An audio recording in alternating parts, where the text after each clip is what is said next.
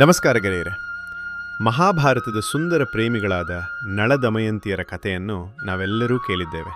ಒಮ್ಮೆ ಯುಧಿಷ್ಠಿರನು ಋಷಿ ಬೃಹದಶ್ವನನ್ನು, ತನಗಿಂತ ಹೆಚ್ಚು ಕಷ್ಟ ಅನುಭವಿಸಿದವನು, ನನಗಿಂತ ಗೆತ್ತ ಹೆಚ್ಚು ದುರದೃಷ್ಟವಂತನಾದ ರಾಜನನ್ನು ನೀನು ಎಂದಾದರೂ ನೋಡಿದ್ದೀರಾ ಅಥವಾ ಕೇಳಿದ್ದೀರಾ? ಇಷ್ಟೊಂದು ದುಃಖವನ್ನು ಅನುಭವಿಸಿದವನು ಯಾರೂ ಇರಲಿಲ್ಲ ಎಂದು ನನಗೆ ಖಚಿತವಾಗಿದೆ. ಯಾರಾದರೂ ಇದ್ದಾರೆಯೇ ಎಂದು ಕೇಳ್ತಾನೆ. ಆಗ ಬೃಹದಶ್ವನು ಇದಕ್ಕೆ ಉತ್ತರವಾಗಿ ನಳನ ಕಥೆಯನ್ನು ಹೇಳುತ್ತಾ, ನಳನು ಯುಧಿಷ್ಠಿರನಿಗಿಂತ ಹೆಚ್ಚು ಕಷ್ಟಗಳನ್ನು ಅನುಭವಿಸಿದ್ದಾನೆ ಎಂದು ಹೇಳುತ್ತಾನೆ. ಮಹಾಭಾರತದ ಅತ್ಯಂತ ಕಷ್ಟ ಅನುಭವಿಸಿದ ರಾಜನಾದ ನಳ ಮಹಾರಾಜ ಹಾಗೂ ದಮಯಂತಿಯರ ಕಥೆ ಅನೇಕ ಬಾರಿ ಕೇಳಿದ್ದೇವೆ. ಆದರೆ ದಮಯಂತಿಯು ವಿದರ್ಭ ರಾಜಕುಮಾರಿಯಾಗಿ ಹುಟ್ಟುವ ಮುನ್ನ ಯಾರಾಗಿದ್ದರು?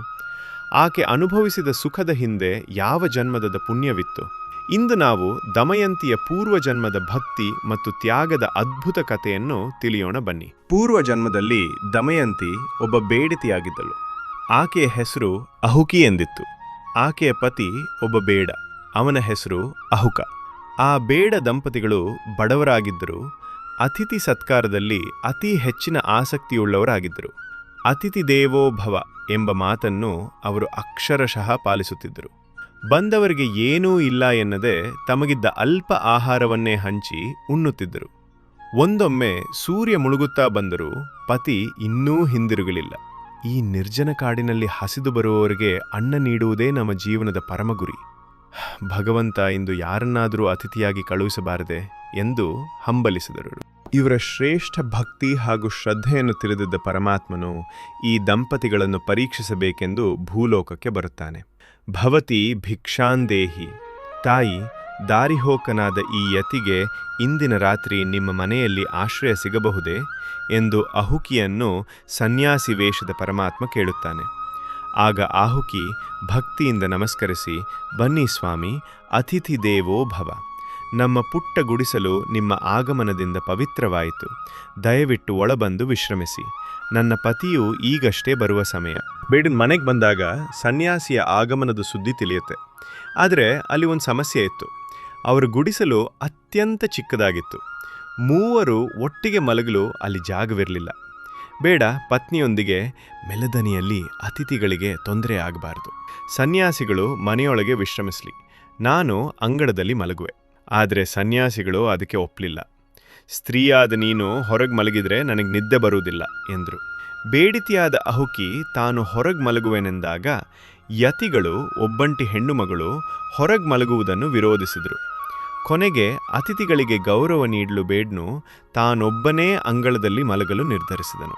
ವಿಧಿಯಾಟ ಬಲ್ಲವರಾರು? ಅಂದು ಮಧ್ಯರಾತ್ರಿ ಕಾಡಿನಿಂದ ಬಂದ ಒಂದು ಕ್ರೂರ ಹುಲಿ ಅಂಗಳದಲ್ಲಿ ಮಲಗಿದ್ದ ಬೇಡನ ಮೇಲೆ ದಾಳಿ ಮಾಡಿ ಅವನನ್ನು ಕೊಂದೇ ಹಾಕಿತು.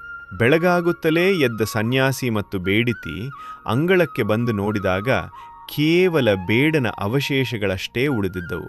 ಅಯ್ಯೋ, ನನ್ನಿಂದಾಗಿ ಒಬ್ಬ ಶ್ರೇಷ್ಠ ಭಕ್ತನು ಹಾಗೂ ಪರೋಪಕಾರಿಯಾದ ಬೇಡನು ಪ್ರಾಣ ಕಳೆದುಕೊಂಡನಲ್ಲವೇ?